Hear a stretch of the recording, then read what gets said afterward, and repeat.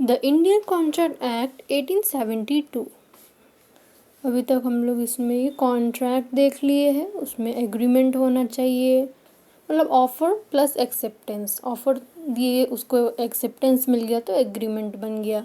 Enforceable by law भी होना चाहिए ताकि वो एग्रीमेंट कॉन्ट्रैक्ट हो। कौन कौन से कॉन्ट्रैक्ट वैलिड कॉन्ट्रैक्ट बनेंगे, तो essentials of a valid contract हम लोग देखें, जो सेक्शन 10 में दिया हुआ है वो भी, और जो सेक्शन 10 में नहीं दिया हुआ है बट इधर उधर से पता चल रहा है वो भी। उसके बाद देखिए types of contract on the basis of validity या enforceability, on the basis of formation, on the basis of performance. तो ठीक है, कॉन्ट्रैक्ट होना चाहिए, उसमें ऑफर होना चाहिए, एक्सेप्टेंस होना चाहिए, उसको वो इन्फोर्सिएबल बाय लॉ होना चाहिए। बट और थोड़ा डिटेल में अब देखते हैं ऑफर क्या है, एक्सेप्टेंस क्या है।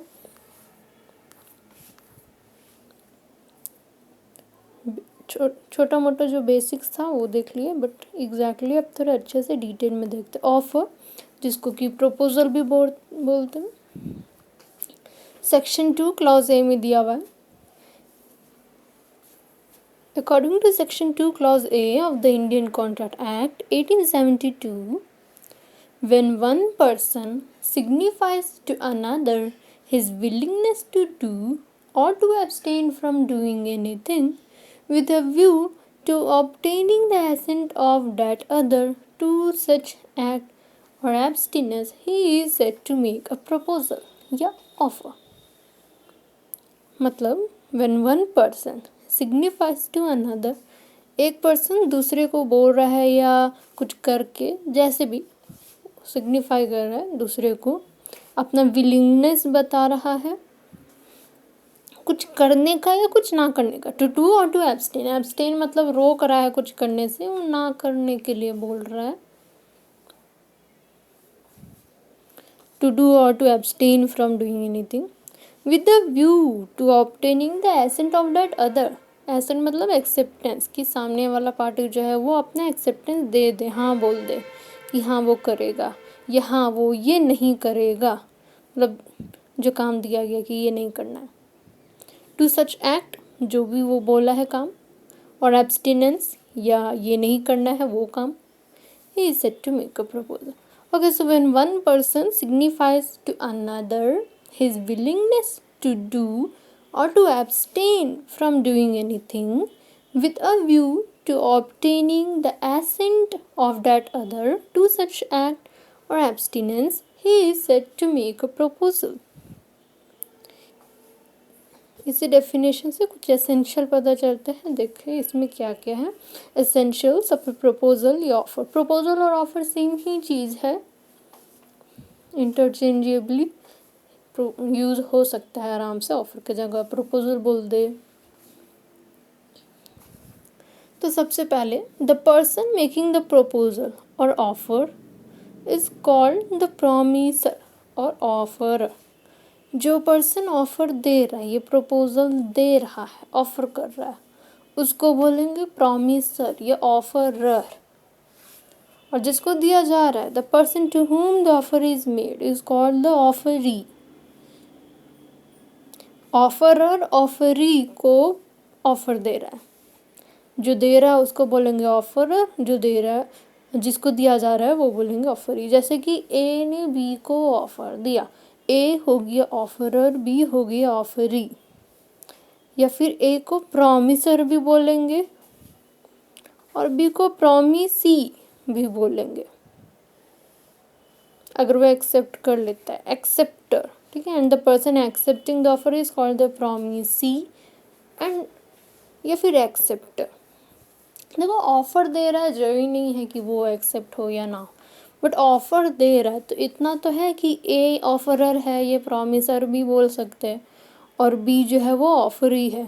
बट अगर वो साथ ही साथ एक्सेप्ट भी कर लेता है तो बी को एक्सेप्टर भी बोलेंगे या प्रॉमिसी भी बोल सकते हैं, बट वो तभी जब वो एक्सेप्ट कर रहा है। पर्सन सेम ही है, बी ही है।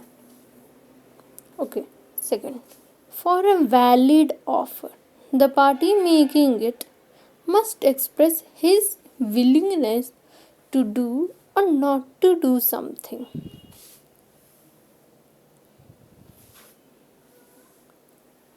जो भी पार्टी ऑफर दे रहा है वो अपना एक्सप्रेस करे इज विलिंगनेस टू डू और नॉट टू डू, कुछ भी हो सकता है। जैसे कि there must be an expression of willingness to do और not to do some act by the offeror. जैसे कि example, A willing to sell his good at certain price to B, A is willing to not to dance in a competition if B pays him certain sum of money।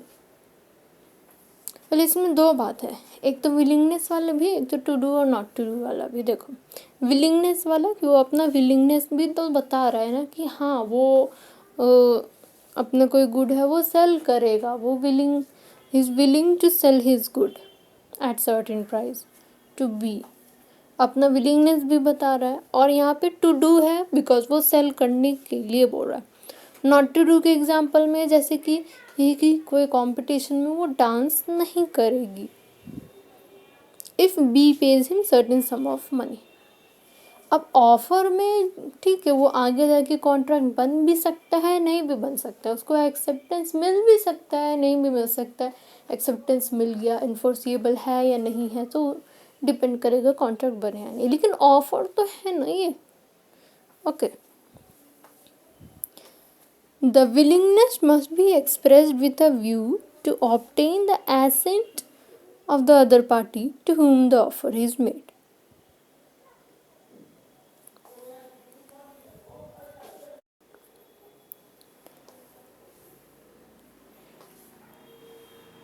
उसमें ऐसा होना चाहिए कि वो चाह रहा है कि सामने वाला पार्टी हाँ बोल दे। The willingness must be expressed with a view to obtain the assent of the other party to whom the offer is made। जैसे कि example, where A tells B that he desires to marry by the end of 2019, it does not constitute an offer of marriage by A to B। A B को बोल रहा है कि वो सोच रहा है कि 2019 के एंड तक में वो मैरी कर ले, शादी कर ले, तो वो ऑफर नहीं दे रहा है, ए ऑफर नहीं दे रहा है बी को। वो ठीक है वो बस बता रहा है यही कि वो चाह रहा है ऐसा, बट वो ऑफर नहीं दे रहा है इसमें। वो ये नहीं बोल रहा है कि वो चाह रहा है, उसमें दिखना चाहिए कि वो चाह रहा है कि सामने वाला हाँ बोल दे। Therefore, to constitute a valid offer, expression of willingness must be made to obtain the assent of the other। assent मतलब है acceptance, दिखना चाहिए स्टेटमेंट में कि वो चाह रहा है कि सामने वाला बोले कि हाँ हम करेंगे। यही अगर एग्जाम्पल में होता A further adds will you marry me, it will constitute an offer. बोल देता है कि हम सोच रहे हैं कि 2019 के लास्ट तक हम शादी करेंगे, विल यू मैरी मी, तो फिर वो ऑफर हो जाता है, वो क्लियर कट वो बोल रहा है, वो चाह रहा है कि सामने वाला हाँ बोल दे, पूछ रहा है इसीलिए will you marry me. But सिर्फ अगर वो बोलता, उसमें कहीं से भी ये नहीं दिख रहा था ना स्टेटमेंट में कि वो चाह रहा है कि सामने वाला को वो ऑफर कर रहा है वो हाँ बोले, इस टाइप से कुछ। Okay, an offer can be positive as well as negative. हाँ, the doing is a positive act and not doing, ये abstinence is a negative act। Nonetheless, both these acts have the same effect in the eyes of law। Offer जो है वो positive भी हो सकता है, negative भी हो सकता है। पॉजिटिव मतलब कुछ करने के लिए, डूइंग, नेगेटिव मतलब कुछ ना करने के लिए, नॉट डूइंग, या वही हो गया एब्सटिनेंस। अब चाहे वो पॉजिटिव ऑफर हो या नेगेटिव ऑफर हो, in the I of law वो दोनों के लिए सेम इफेक्ट होगा। हाँ, वो क्या चीज़ में है डिपेंड करेगा, इन्फोर्सिबल हो रहा है या नहीं, जो भी, बट ऑफर दोनों सेम ऑफर है, दोनों ही ऑफर है, ठीक है। A offers to sell his car to B for ₹3 lakhs is an act of doing. So in this case A is making an offer to B. A offer कर रहा है कि वो अपना कार जो है वो बी को दे देगा 3 लाख में, 3 लाख के बदले में, तो दे देगा, एक्ट ऑफ डूइंग है, तो वो पॉजिटिव ऑफर हो गया। When A ask B after his car meets with an accident with B's scooter not to go to court and he will pay the repair charges to B for damage to B's scooter। It is an act of not doing और abstinence. Suppose ए का घर वो car चला रहा था, B का जो scooter है वो ठोक दिया थोड़ा बी के स्कूटर को। तो ए बी को ऑफर कर रहा है कि सुनो तुम कोर्ट में मत जाना, जो भी स्कूटर में जो भी डैमेज है रिपेयरिंग चार्जेस लगेगा वो पे कर देगा, बट कोर्ट में मत जाना। तो वो ऑफर दे रहा है कि हम पे कर देंगे बट तुम कोर्ट में मत जाना। तो ये मत जाना वाला एक्ट जो है ना, एक्ट ऑफ नॉट डूइंग, ये एब्सटिनेंस, ये हो गया negative offer. Okay, so essentials of A proposal या ऑफर में एसेंशियल नहीं, एनालिसिस है जो डेफिनेशन है ऑफर का।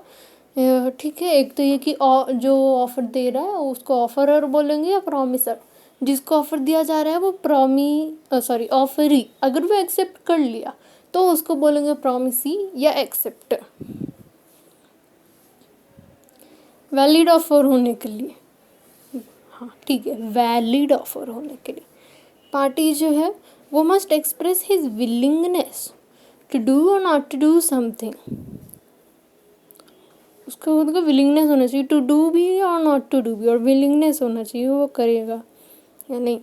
अच्छा, the willingness must be expressed with a view to obtain the assent of the other party to whom the offer is made, कि सामने वाला पार्टी एक्सेप्टेंस दे दे, इसलिए वो ऑफर दे रहा है, यही सोच के दे रहा है।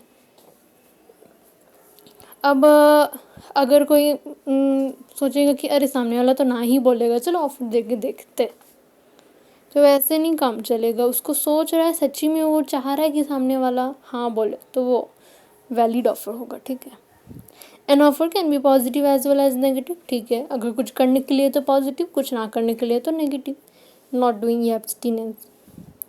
ओके ना, ऑफर है, ठीक है, समझ गए। Classification of offers, kinds of offer, क्या क्या तरीके के ऑफर है।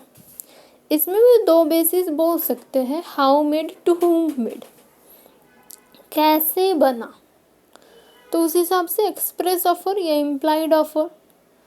अगर वो एक्सप्रेसली बोल के या लिख के एक्सप्रेस करके बना है वर्ड्स में तो वो हो जाएगा एक्सप्रेस ऑफर।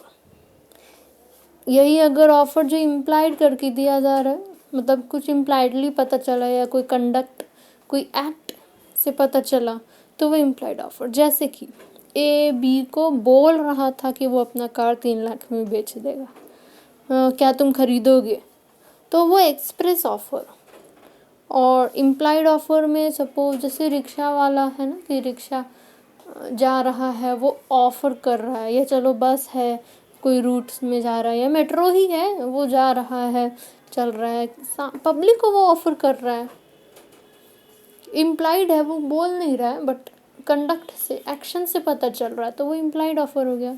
जैसे एक्सप्रेस इम्प्लाइड वाला हम लोग देखे थे, उसमें contract, express contract, implied contract, या वही एक्सप्रेस ऑफर है, इम्प्लाइड ऑफर। ठीक है, एक हो गया kinds of offer two on the basis of to whom made, किसको दिया जा रहा है। ठीक है, तो ये है main classification of offer,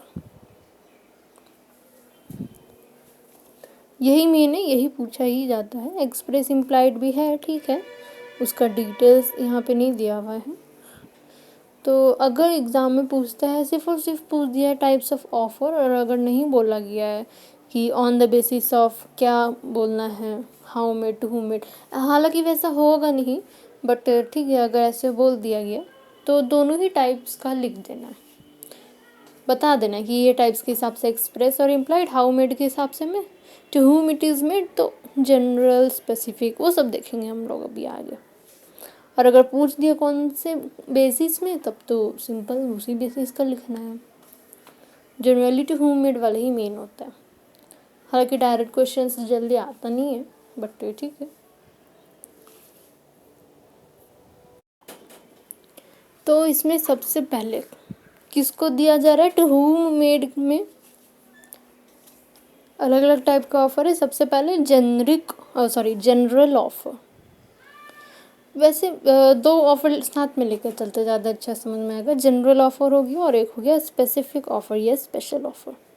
general offer क्या हो गया? It is an offer made to public at large and hence anyone can accept and do the desired act. In terms of Section 8 of the Act, anyone performing the conditions of the offer can be considered to have accepted the offer until the general offer is retracted or withdrawn. It can be accepted by anyone at any time as it is a continuing offer. देखो, general offer जो भी public at large को offer दे रहा है कि कोई भी एक्सेप्ट कर ले. जैसे बस चल रहा है, कोई भी बैठे जिसको जाना है, अब अगर वो बैठ गया वहाँ पे आगे जाने के लिए, मतलब वो एक्सेप्ट कर लिया. बट ऑफर तो दे रहा है ना, जनरल ऑफर है, कोई भी बैठ सकता है, जनरल ऑफर हो गया. यही अगर जैसे ए ने बी को अलग से बोला था कि क्या तुम मेरे कार को 3 लाख रुपीज़ में खरीदोगे, तो वो जनरल ऑफर नहीं होता.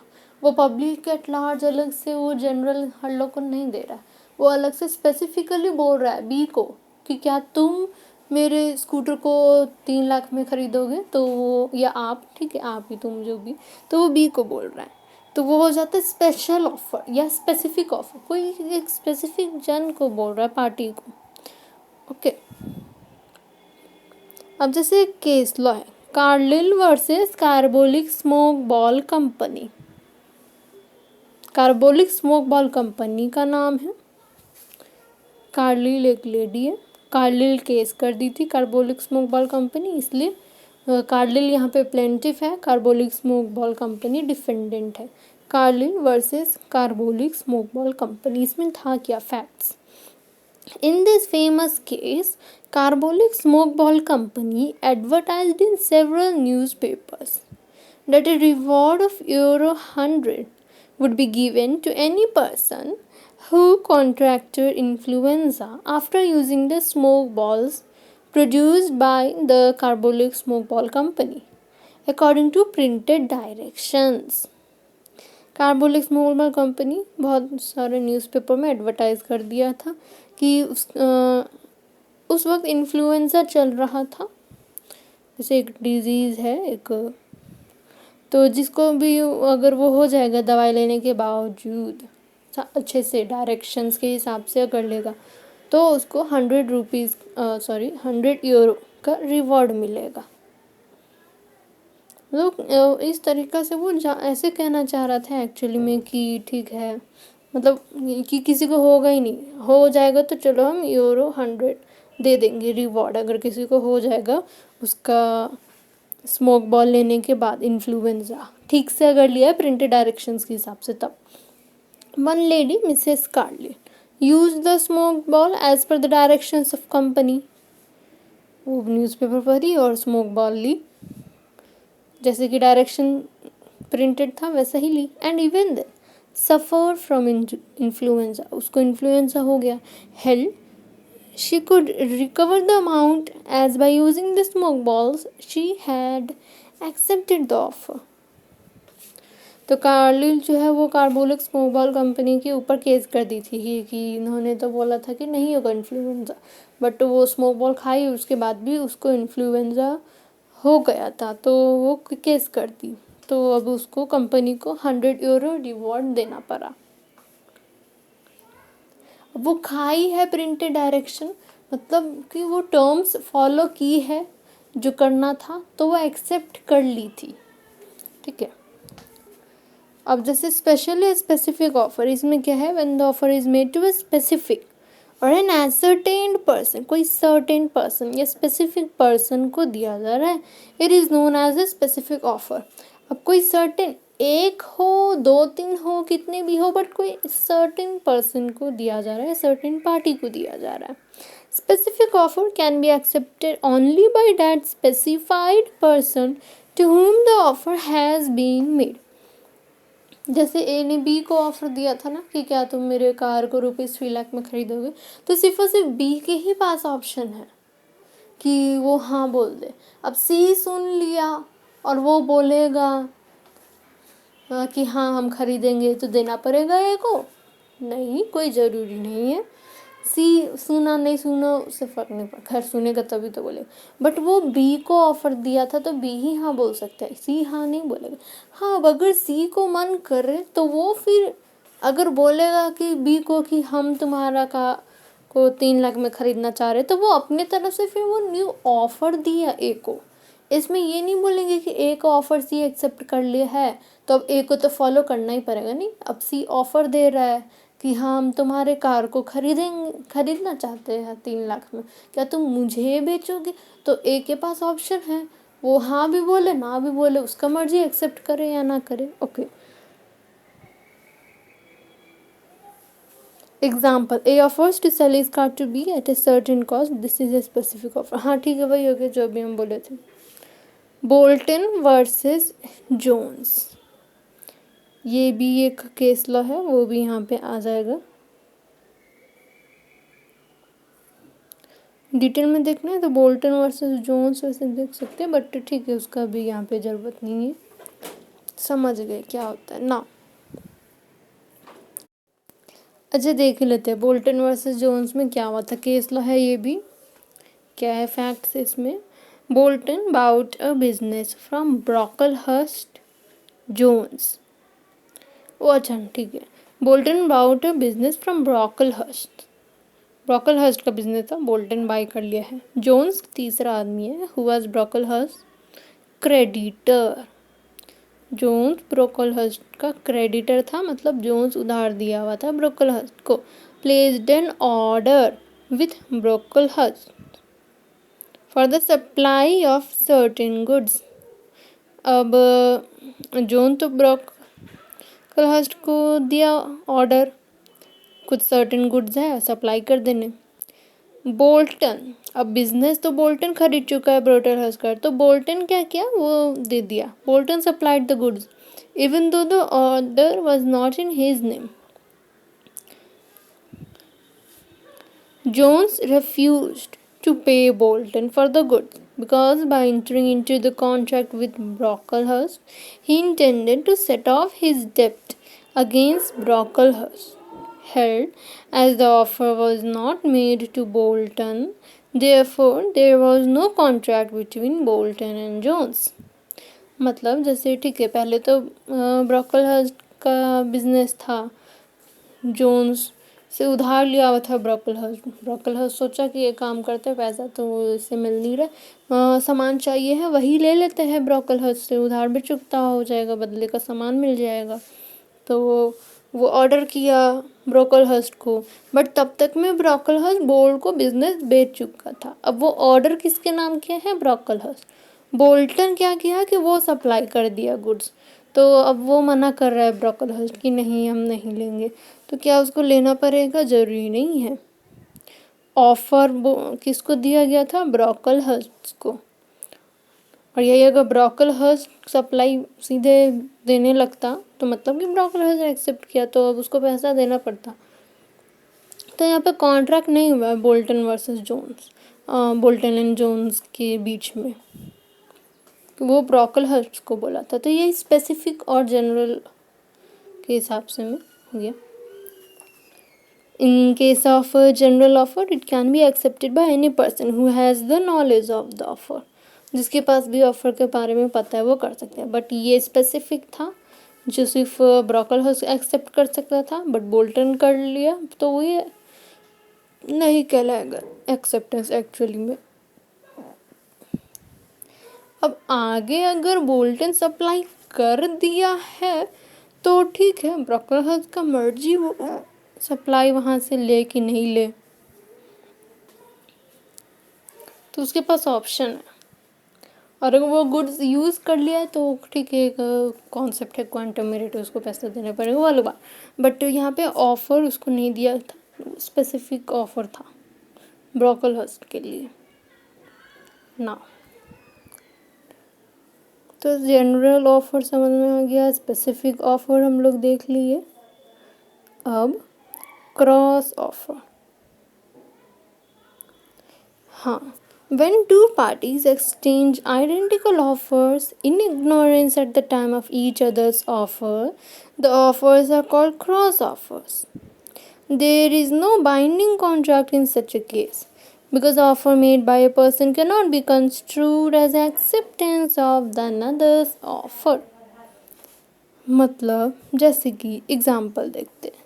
If A makes a proposal to B to sell his car for rupees 2 lakhs and B, without knowing the proposal of A, makes an offer to purchase the same car at rupees 2 lakhs from A.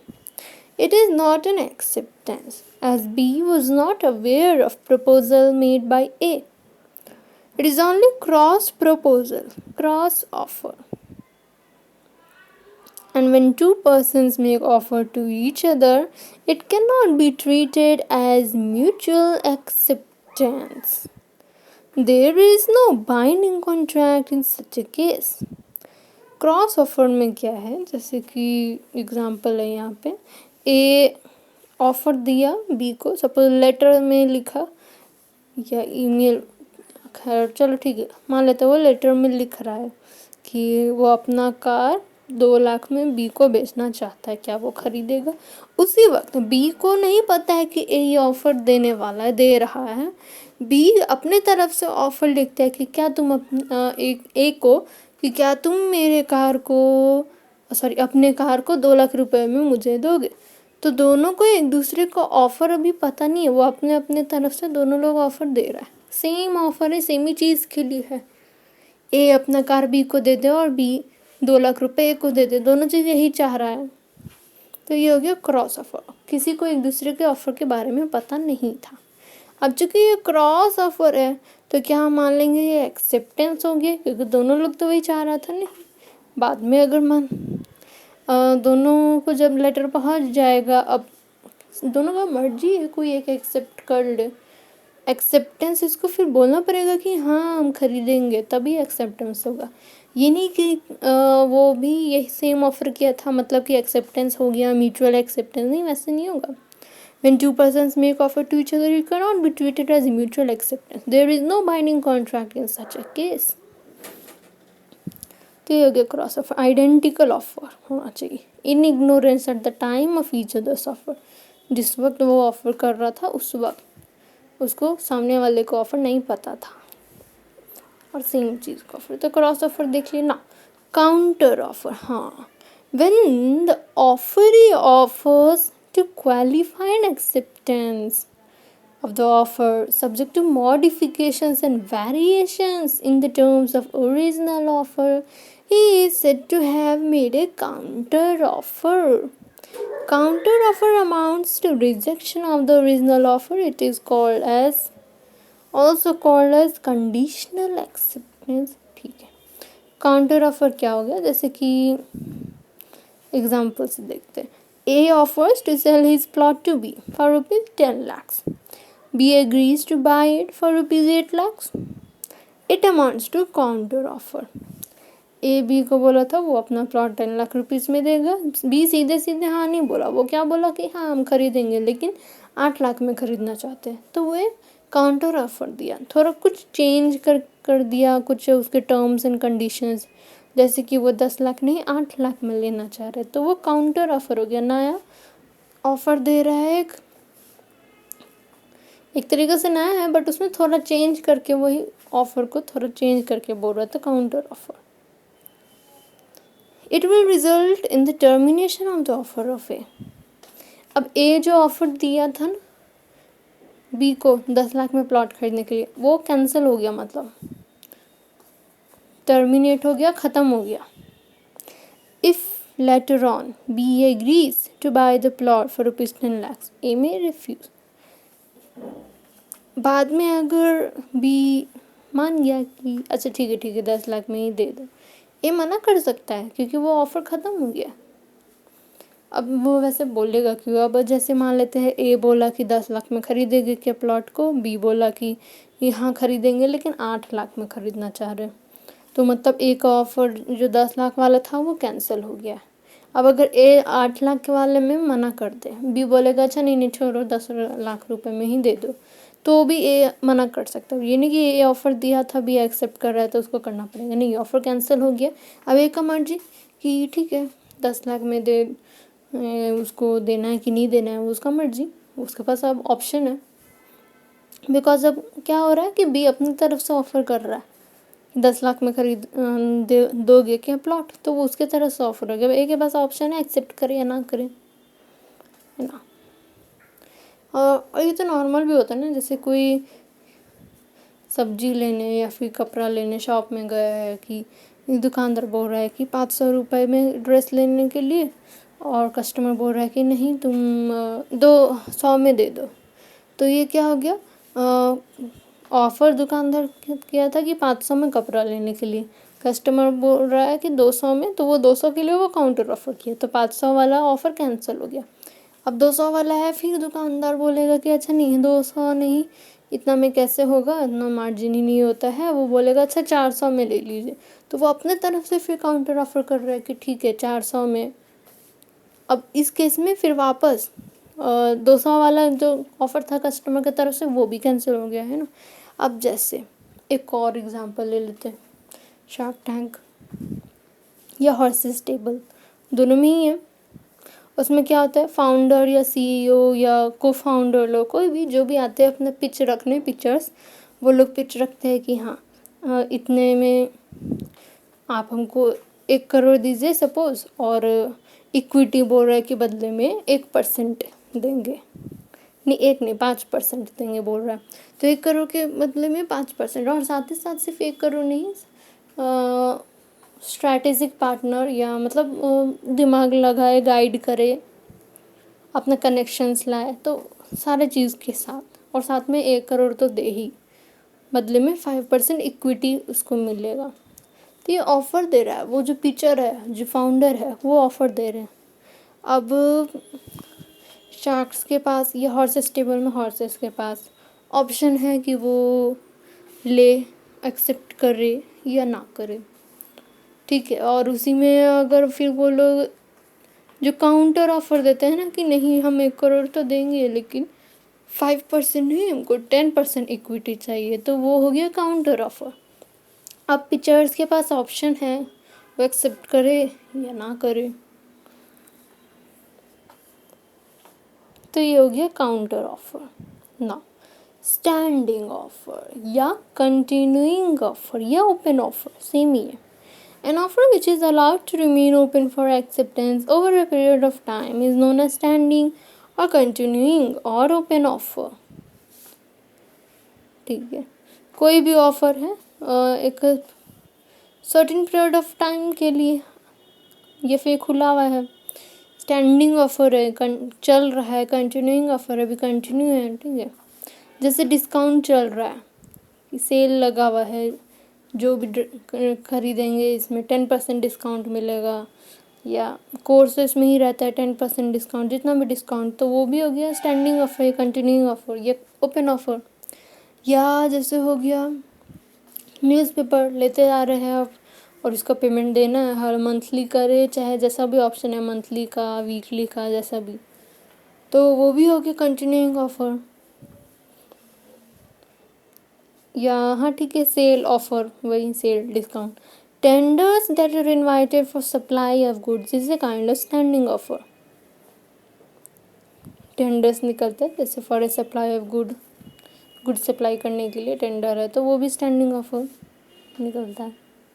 बहुत सारे है, but discount की सबसे अच्छा example है ना। ये नहीं कि ख़त्म हो गया। अब जैसे कि ए बी को बोला था कार खरीदोगे, उसी वक्त उसको बोलना था हाँ, बाद में बोलेगा कि सुनो वो तुमको देना पड़ेगा, 10 साल बाद आके बोल रहा है कि हाँ हम तुमको ये देंगे या लेंगे, जो भी है सेम चीज़, अब एक्सेप्ट करना पड़ेगा या वो एक्सेप्टेंस दे रहा है उसको देना पड़ेगा, नहीं वैसा नहीं है, ओपन होना चाहिए, कंटिन्यू होना चाहिए।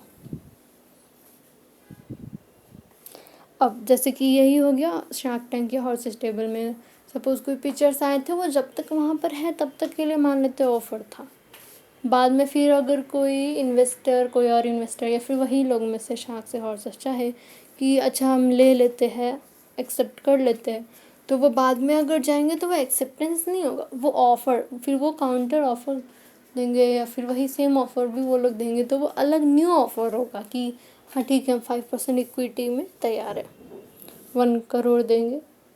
तो अब पीटर्स के पास ऑप्शन होगा कि वो करे या ना करे। उस वक्त वो क्लोज हो चुका था, स्टैंडिंग नहीं था, कंटिन्यूइंग नहीं था, ओपन नहीं था तब तक। जब तक वो ओपन है तब तक कर सकते हैं। जैसे ना कि डिस्काउंट टिल 1 वीक, तो 1 वीक के अंदर तक वो कंटिन्यूइंग ऑफर है, उसके बाद वो क्लोज हो जाएगा।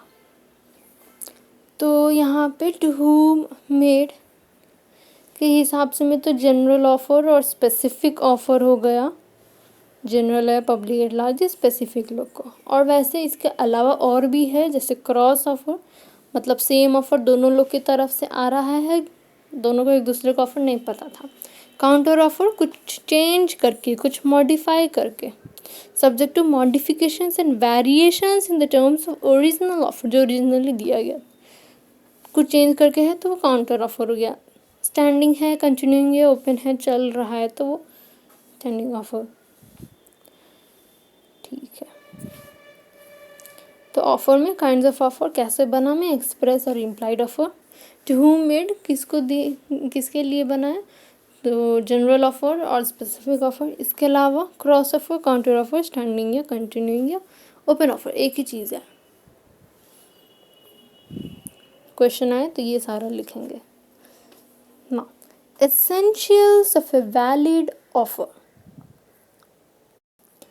मतलब ऑफर वैलिड होने के लिए क्या क्या एसेंशियल एलिमेंट्स हैं, क्या क्या होने चाहिए, कब एक ऑफर वैलिड कहलाएगा, तो ये देखेंगे नेक्स्ट एपिसोड में।